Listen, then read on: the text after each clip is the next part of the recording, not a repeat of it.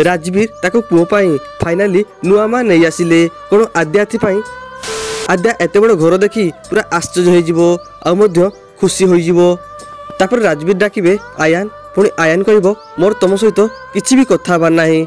तमे मते जो प्रमिज करिथिलो सेटा कोन तमे भूली छालनी तापर राजवीर कहबे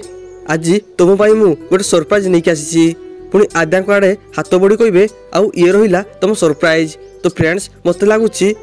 आद्या एबे एठी सेटल हो से पर्यंत जो जाए अंश आद्या को देखी ना